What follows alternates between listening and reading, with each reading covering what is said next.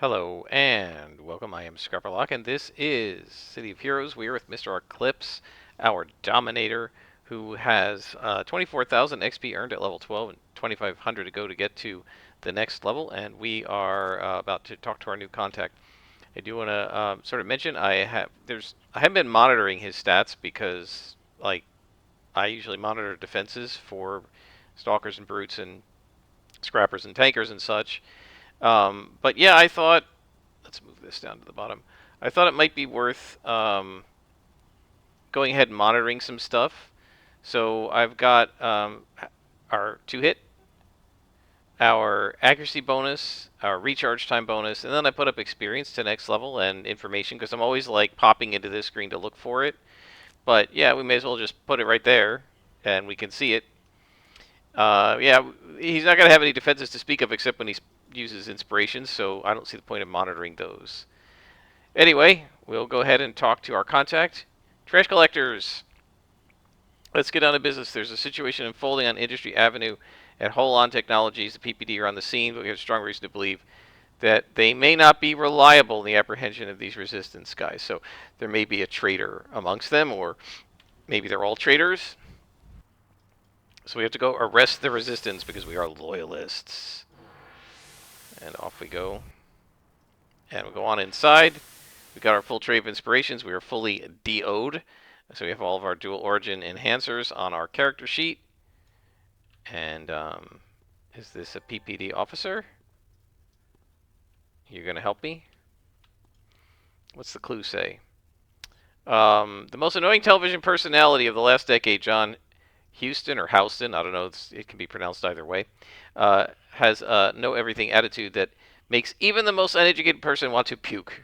We all know people like that. He talks as fast as Praetor Barry, but lacks the common sense to shut his mouth if he has nothing of substance to say. Oh, we really know people like that, don't we? We all know somebody like that. Anyway, the man is organizing a TPN exclusive story, and he's going to accompany me. Oh, boy.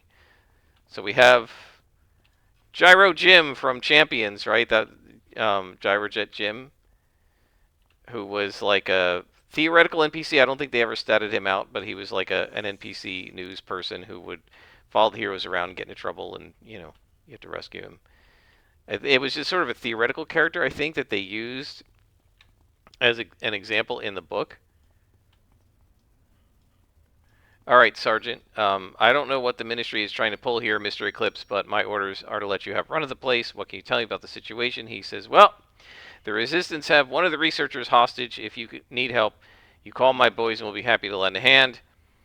And why don't you get me some coffee?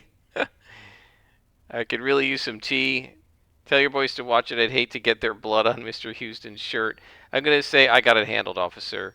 Like I said, you've got run of the place. I don't really care. But don't come crying to me, he says. Okay, so I don't really care if Houston gets killed, but I don't think he'll be attackable. So we probably don't have to worry about him. I definitely at some point need to get the stealth power. No question about that. Alright, so we got some yellow cons here. Let us go ahead and get one of them to attack his comrades, and then hold the comrade that he's attacking. And now we'll move in and put in immobilize on that one, and then come around the corner so she can't shoot me.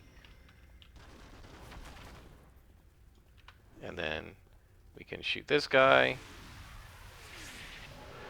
And then we can hold that guy. And then we can come over here and confuse that one. And there we go, we have it handled. Yeah, so when I've got just a spawn of 3, I can do a pretty good job of taking them out without too much risk to myself. The real problem is when you have the ambushes. We're also starting to have some endurance issues. So, and I think some of that's the AoE, and some of that is just how fast I end up having to spam these single target control powers. So we definitely need to get more AoE control. Also, I think we have a pet that we could get hold of. Alright, so the immobilized guy should not be able to hit me now. I'll keep the one guy held. And then the controlled guy is attacking the immobilized, and now he comes back to me. Okay, we get you, and then we'll hold you. All right, so we do lose. You know, you're going to take some damage as a Dominator doing this. It's really hard to go in and not take any damage at all. Now, I do remember one of my friends, the good Rob, who was playing an illusion controller. He would throw his Phantasm pets in there, they would generate aggro, and then he would run into the middle. He could turn himself invisible, I think, because illusion can do that. Or either that or he had a pool power that did it. Maybe he had stealth. I don't think so, though. I think illusion lets you do it as a base power, and it makes sense if it does, but I've never played illusion control. And so he would go invisible. He would throw his phantasms in there, go invisible, go into the middle of the group, and then do an AoE hold. And the phantasms would draw the aggro. One of the problems with possess and other confusing confusion powers, is that they don't draw aggro, right? The other enemies don't attack the guy that's shooting them, right? They don't aggro to him. They just stand there and get shot, right? And so that makes it a little hard because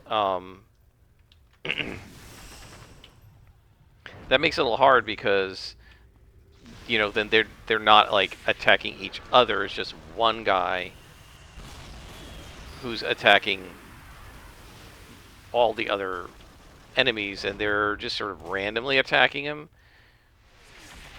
So unfortunately, it's not as useful as, say, an AoE confuse would be. One of the things I really like about Seeds of Confusion from the Plantthorn Dominator is that they all start attacking each other. It's not just one guy doing it. Now, I do want to point out, if you want to take it really, really slowly, I remember my best friend did this at one point. He was playing a Mind Dominator, and I was playing... I can't remember who I was playing. It might have been Liberty Lass. I can't remember.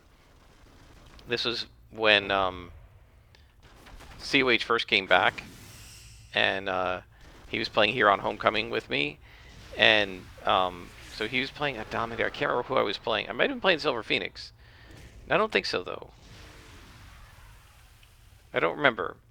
But I think I might have been, because I think I actually recorded it, and then I decided not to post it because, like, I didn't have his permission to post it, and he didn't know I was recording, and I just didn't want to get into all that. So I didn't post it. But I remember when we were fighting, we were fighting oranges or something, and it was really hard, and we were getting face planted and stuff, or nearly. You know, we were really struggling with it. And one of the things that you can do, right, because the single target confuse recharges fairly quickly, right? One of the things you can do is, since it doesn't generate aggro, is you can confuse a guy, and what his character was doing, because this guy has taken out this other character, I didn't even touch it, right? So he was going into the spawn, right? Remember, this is a two-person spawn now, so it'd be maybe like 5 minions. Single target confuse, and we would just let the single target confuse, and he would just keep re-upping it, and we would just sort of stand there and wait until the spawn had been whittled down a little bit, and then we would go in and take the last 3 or 4 guys out, right, if it was a big spawn. So, I mean, you can pretty much operate without risk as a Dominator if you want. Or a controller, once you have a mind control like that, you can just fire it off and let them kill each other. All right, we have domination up, so let's go ahead and use it.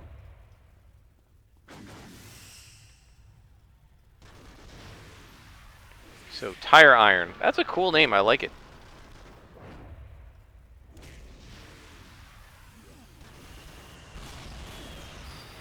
A little bit of AoE action there. And there's the hostage.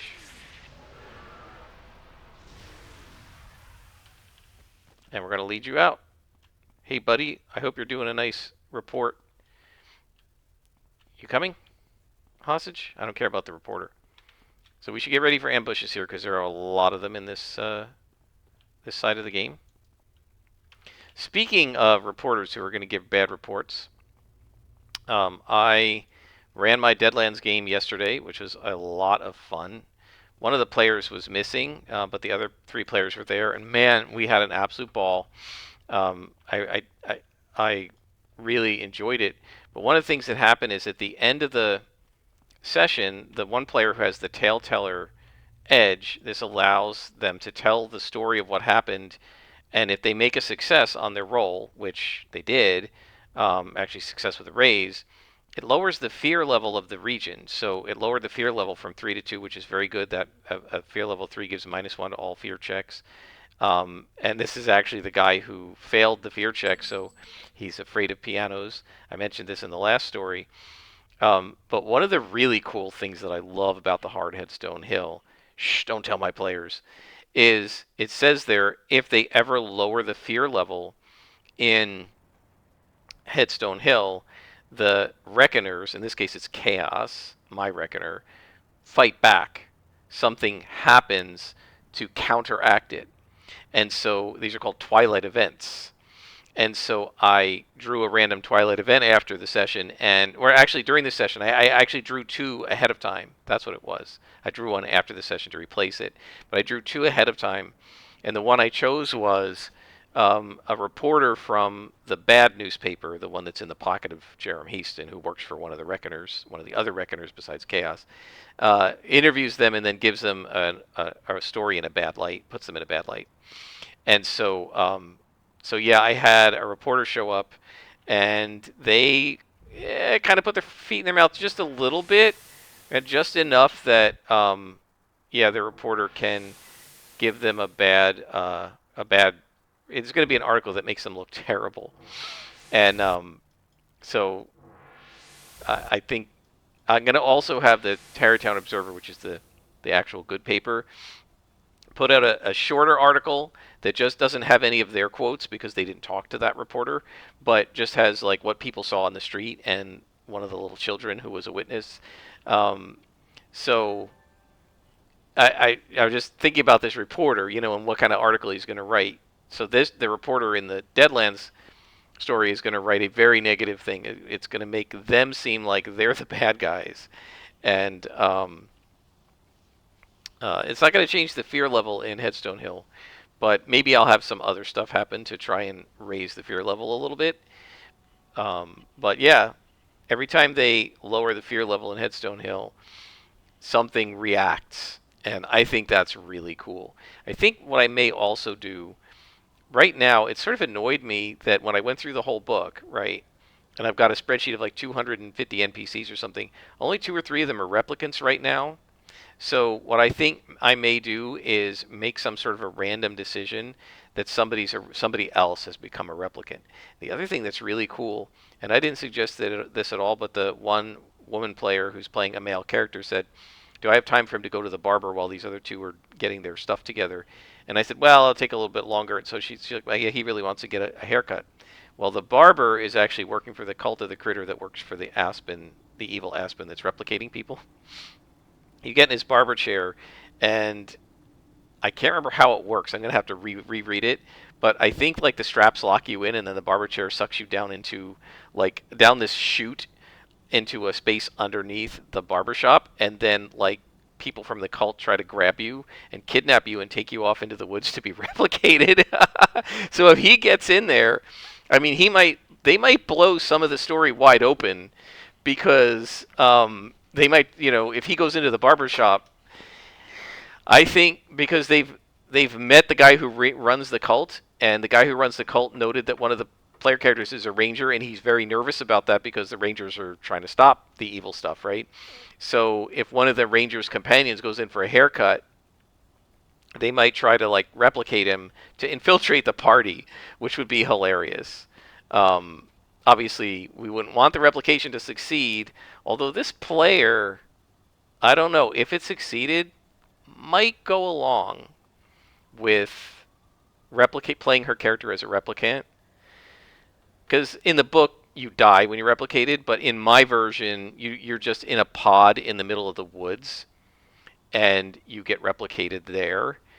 and they're inside. So if you picture like cypress forests have these big knees, they call them, these roots that come up from underground and reach up into the sky, and up above the ground, and they can be 3-4 feet tall if they're really big ones. I actually have one. There was a guy I know. You're probably not supposed to cut them, but a friend of mine and I were driving by the side of the road out in Georgetown, South Carolina, and this guy was by the side of the road, and he had cut off the tops of cypress knees. Mine is about 2 feet high, and he sanded some of them down, and he painted some. He turned them into lamps. So she actually bought one that was like laminated and turned into a lamp.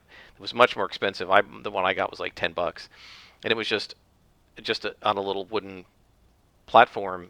And we both said this is probably illegal, right? It's probably not. He's probably not allowed to cut the knees off of cypress trees and sell them like this. It's probably a protected species. But I mean, it's already been cut, so we went ahead and bought them. And so I'm imagining a giant cypress knee that's the size of a human and kind of fat around the middle because it's swallowed up a human, and maybe pulsating a little bit because there's a human inside of it, and it sounds like there's a breathing and a heartbeat to it. And when they cut open the cypress knee, they'll find whoever has been replicated. But they won't be able to return them to consciousness until they kill the replicant. So it might be really cool, and this player would probably be one of the ones of the two of them. I think would be the most game.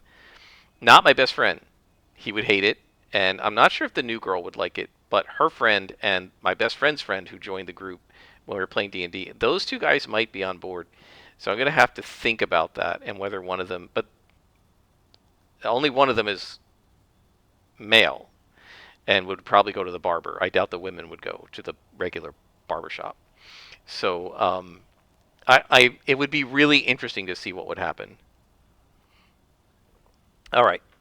So he says you handled that situation really well. Sergeant Jimenez is under investigation for conspiracy, but we lack any hard evidence against him and his men. All we have are coincidence and nothing solid. We leaked some intel to Jimenez, and it looks like the resistance took the bait. Holan was the trap. We closed the door on them, and they called you in to make sure you took them down rather than having them make... And then called you in to make sure you took them down rather than having them make a miraculous escape. Despite being surrounded by Jimenez's men, you did fantastic work. Next mission. The Trash Collectors Part 2. We got a good intel on those resistance members that you apprehended in Holan Technologies. According to their cell leader, the Tire Iron, a second team of terrorists are raiding Lodestone Technologies, so you got to go fix that. Okay, well, that's pretty close. We have all the inspirations we need. We got one enhancement, not one we care about, and we will head on to our next mission. Yeah, so I've been having a lot of fun with Hard Headstone Hill. I feel like compared to Blood Drive, Hard Headstone Hill is a much more enjoyable adventure, at least for me to run, or campaign for me to run.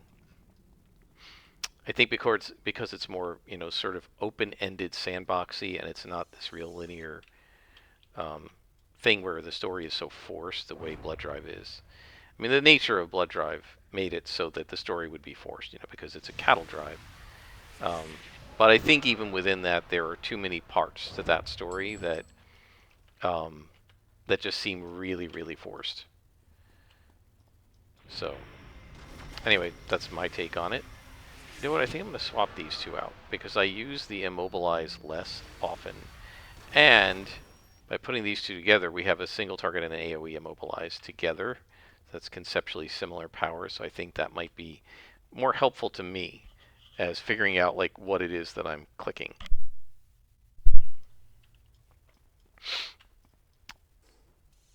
Okay.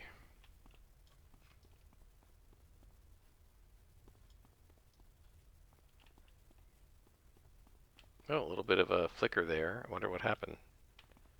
Is it doing it on the other side? It's not doing it on this side. I don't know if you can see that, but there's something flickering right there if I hold it at a certain angle. Interesting.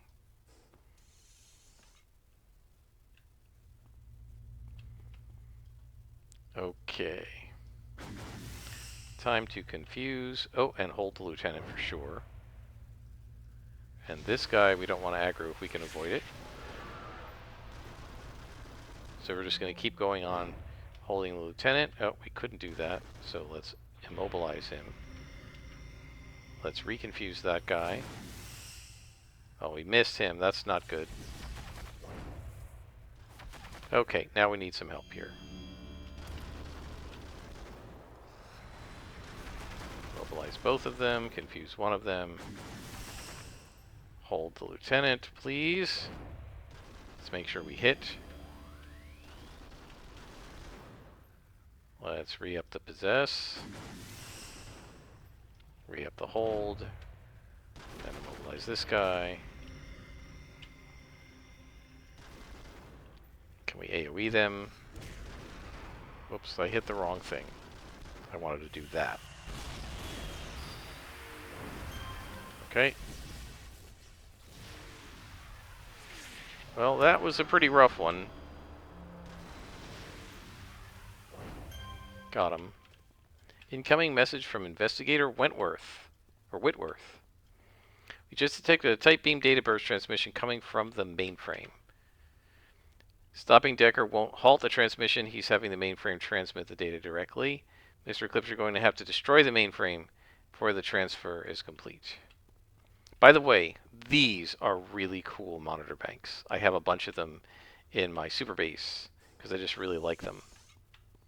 Oh boy. Oh boy! Blundered right into an orange lieutenant and a yellow minion. That is why stealth would be, I almost said health, stealth would be very helpful.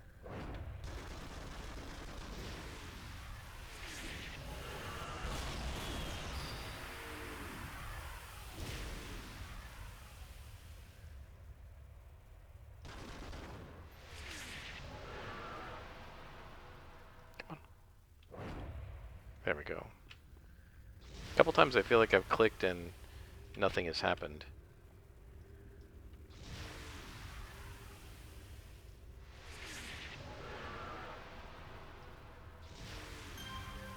Definitely need to start putting damage enhancers when we can on our attack powers. Okay, time to dominate.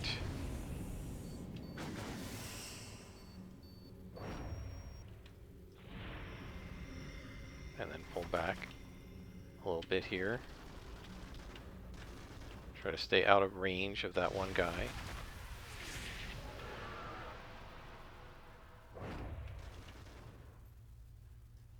Repossess that guy.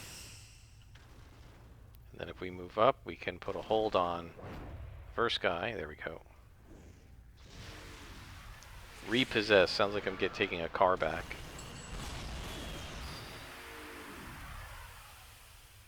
Oh, endurance is holding up all right.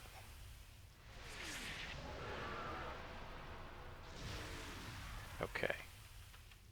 Another lieutenant. But we have domination up, so that's good.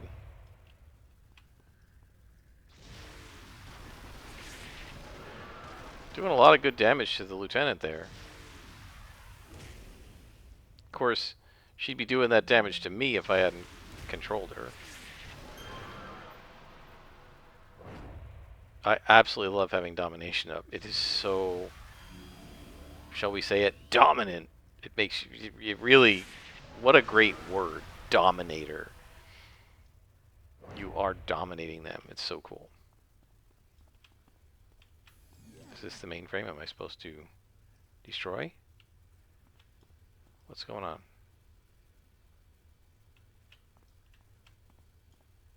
Are we bugged? What's happening here? Can't target it. What's going on? Well, okay, let's move to the next room. I don't know what the story is. Oh, okay, we're just following some breadcrumbs. All right, let's be a little more cautious here. Okay.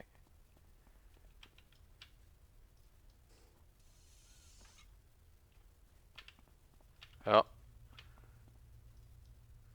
There we go. Missed.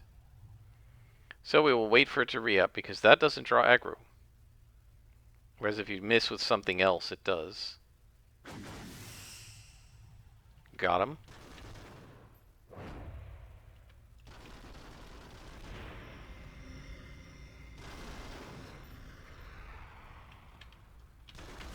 Let's see if we can AoE these guys.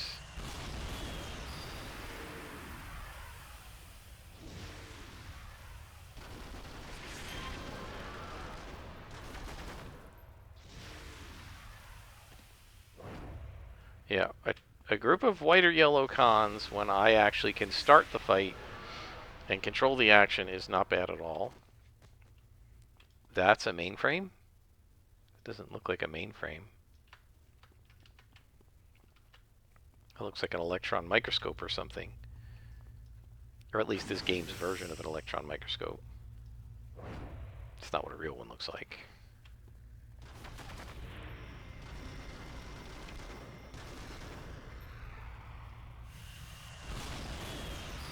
Of course I missed the person in the back. With my AoE. I feel like that's happened multiple times.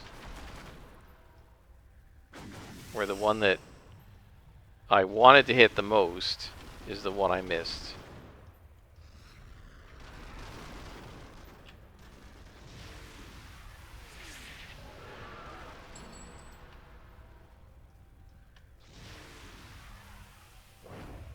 Alright, so that blocks this person.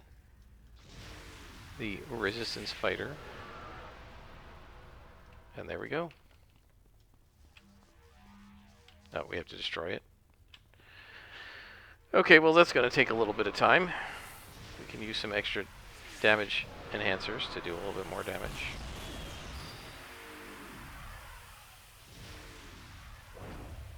Yeah, one unfortunate thing is when you have to like destroy an object, it takes forever as a low-level Dominator because you don't have your damage in yet. Kind of like a tanker. You know, you're putting a lot into your primary. The secondary already doesn't do really high damage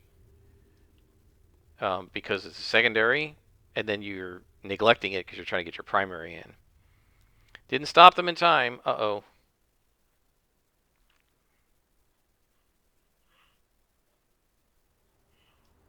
Clue found. Stop the hackers! Hurry up! Stop the hackers!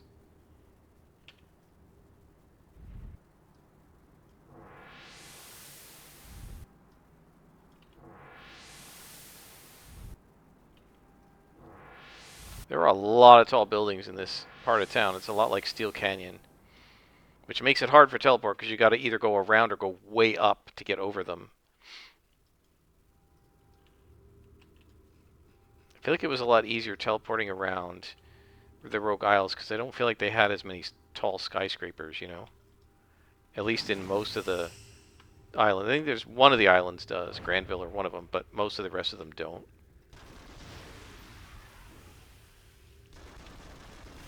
Oh, we have Domination up. So we'll use that when we get a chance on the next spawn.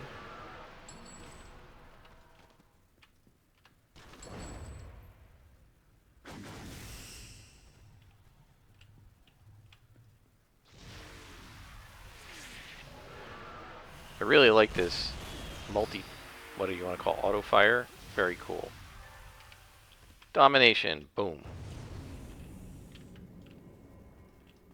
Dominate. Dominate. Dominate. Woof. I love seeing that word go up in triplicate. You're dominating them all. Awesome. This is just an awesome character type. I like it much better than the regular controller because it's so much more aggressive. And I prefer the more aggressive types of play. That's why I like brutes. That's why I like scrappers. Because you can be really aggressive with them. And it's really interesting. I've mentioned this before. But normally in video games, I tend to be very cautious, very conservative. I don't mean politically conservative, right? I mean like very, very sort of cautious and careful and conservative with my choices My players are driving me nuts sometimes in Deadlands this way because they're, or actually not Deadlands. Deadlands isn't so bad. I feel like they're a little more gonzo in that game, but in my play-by-post, oh my gosh, they're so incredibly cautious, and that's fine. But sometimes I just like, would you guys just open the door? They spend so much time talking about whether to open the door. Just open the door, you know. Um, and but I mean, I tended to be that way a lot too. And City of Heroes made me more aggressive. The scrapper. I used to be, I tried to be cautious with the scrapper, right? But that actually plays. Oops, that actually plays against the scrapper's strengths. Same thing with the brute, right? I mean, the whole thing with the brute is, let's just AoE these guys. I don't want to get meleeed. The whole thing with brutes is that brutes have to move forward quickly because that's how they keep their fury up, right? And so that propels you forward, and just with scrappers as well. I mean, the defense of the scrapper isn't going to hold up while you stand there and wait to slowly chew down the enemy. You have enough defenses to stand in there as long as you really pound them, right? Can I hit? Thank you. And so I learned, it took me until like 25, 26 levels when the game first launched, but by the late 20s I had learned with my scrapper that I had success by being aggressive. And it made me prefer the aggressive style of play, and it made me really, whoa, accidentally aggroed those guys. It made me really like more aggressive character types. And so this then frustrated me in a lot of other video games that were not balanced, like City of Heroes, where a lot of the melee DPS characters are very fragile compared to tanks, and the tanks are very tanky but don't really do a lot of damage, and much more extremely so than in City of Heroes. And I tended to get really frustrated. Right, I would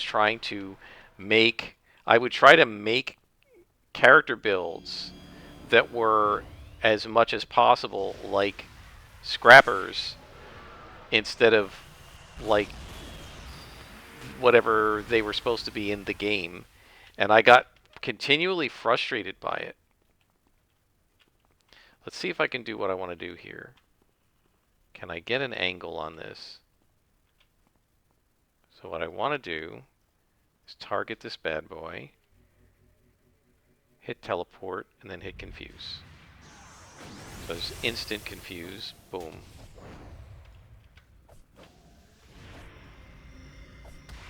Now let's immobilize this guy, because I definitely don't want to be martial attacked.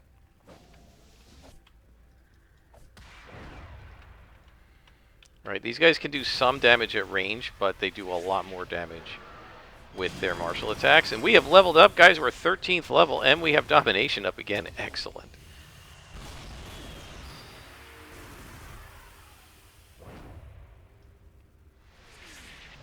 So now we are leveled up, and we're dominating, and boom. Hold. Mind control. There we go. Double dominate. AoE him to death. It's going to do a lot more damage because we're under buff.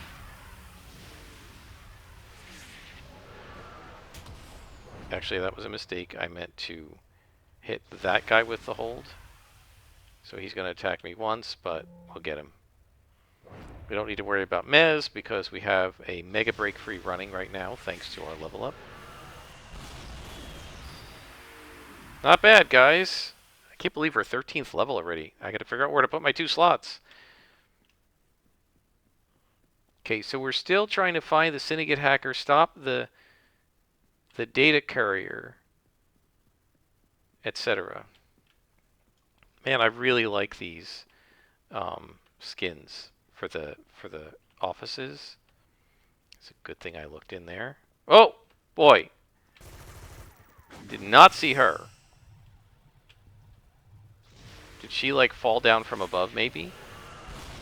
Because it doesn't look like there's anybody else around. Or is it a patrol? Here. Let's pull this one. I just don't want to walk past the entrance because then those guys will aggro to me.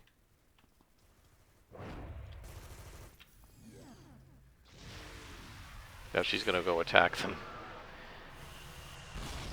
That is such a cool effect. Like the... with darkness bolts. That's awesome.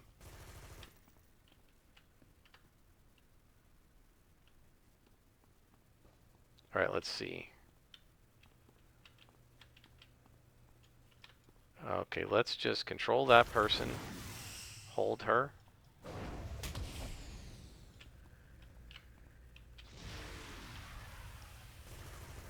And let her help me. The controlled one. Now we can hold this guy. Immobilize that one. Group immobilize. AoE. One thing I find is I prefer to group immobilize before doing AoEs so that if they're caught in the radius of your, or the cone of your group immobilize, they will probably also be in the radius of your, or the cone of your group attack. Right? Not always. They don't have the exact same radius, I think. So if we look at it, the AoE Living Shadows Immobilize is a 60-foot cone with a 60-degree arc. The Nightfall one is a 60-degree, but only a 20-degree arc, so it's not quite as wide. It's not necessarily going to get everybody.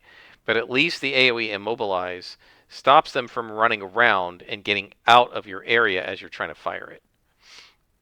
Right? They're pinned, and so you can like pin them and then shift slightly and try to get an angle so that you can get as many of them as possible in your area effect.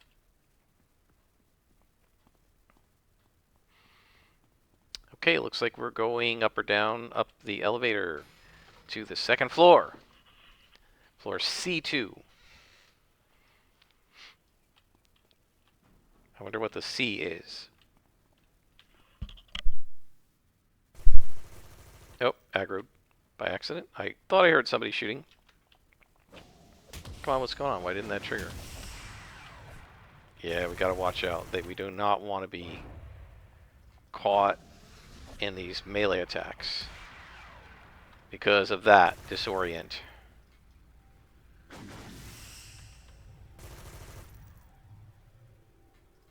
So minimally we want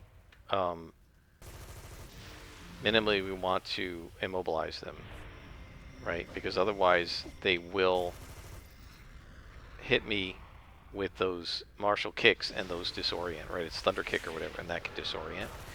And of course, being NPCs, the disorient on thunder kick works much more frequently for the NPCs than it does for, like, you can watch Silver Phoenix. That disorient triggers like once every 10 times she uses it, if that. And for these guys, it seems to do it like 50% of the time.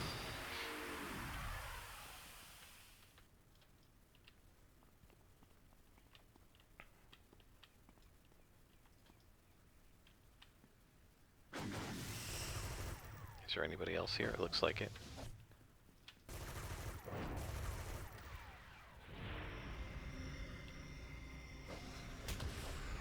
So we lock both of them down, then we fire AoE at both of them. Right, and that helps you like just take them out a little bit faster. Oh, I did that backwards. I held the controlled one, I controlled the held one. I should have re-held the held one and re-controlled the controlled one, but it doesn't really matter.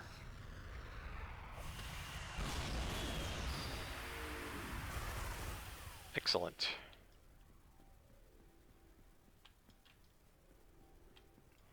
So yeah, let's take a look. Do we have some SO? Oh, let's not take a look. We're under preparing for domination, so let's just find the next spawn so we can dominate.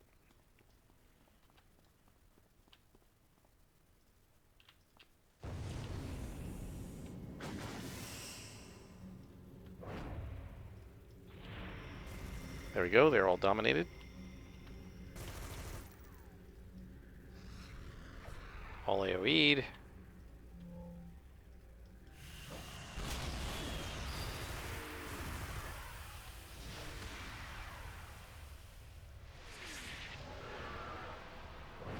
Man, I really enjoy the Dominator. So as I was talking, we're talking about aggression, right? One of the reasons I like the Dominator is that it is a more aggressive style of play than, say, a controller or a defender.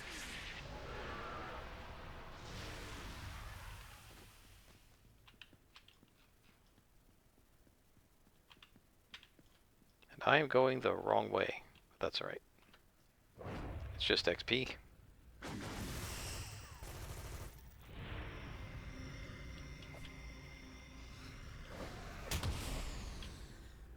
That was Storm Kick there. Let's hold that one too. Because it's domination, we can afford to... we don't need to re-up it on the first guy. Did not get the angle right on that one.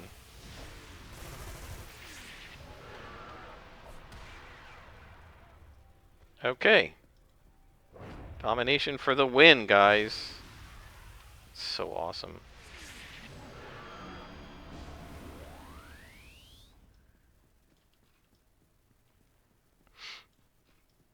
You are a bit tissue papery as a Dominator, but the control powers help a lot at preventing you from being too smacked around.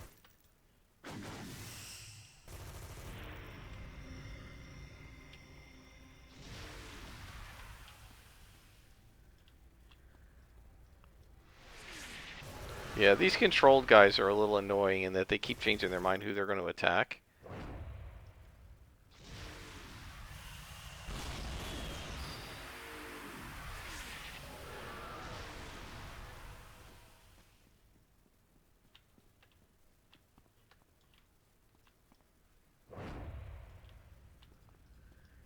So what did we face planted once with this character so far, I think, right? It's not too bad. Given the number of ambushes and stuff that we've faced. And we face planted against the one where it was like multiple bosses and an ambush happening while you're fighting the multiple bosses. So that's not too bad.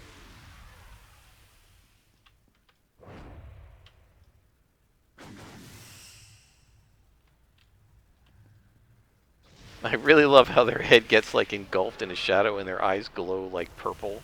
That is so awesome. Like whoever came up with that visual effect for this power deserves some major kudos because it's really awesome looking.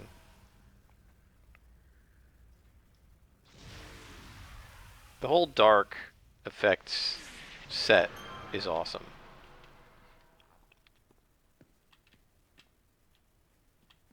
What am I missing here?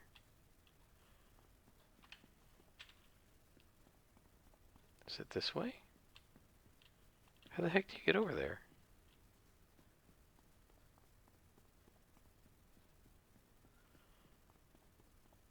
Oh, there's a hallway here. I thought this was a dead end. And there's Blue Shift. Do the best we can against him. We do have a level boost against him. Notice another villain with psionic powers and mind control or whatever that would absolutely paralyze you if you don't have break free up. Domination, you're done now, buddy. Gotcha. Yeah. You don't have break free against these guys, or a Mez defense if you have such a thing, you're completely screwed. Alright, so that was him, I guess. And now there is something at the other end.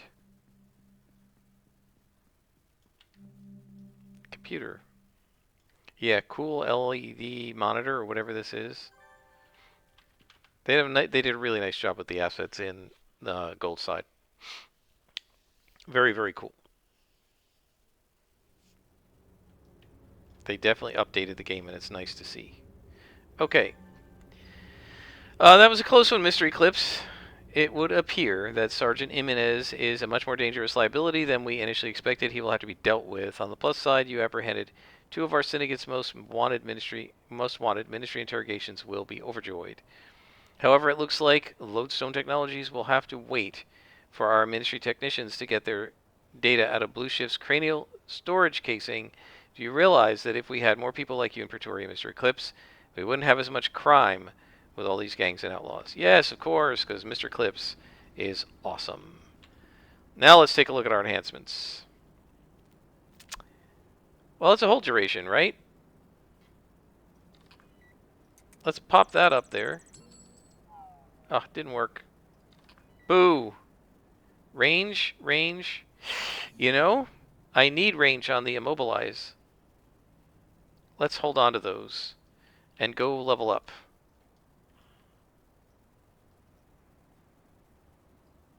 To Night Star.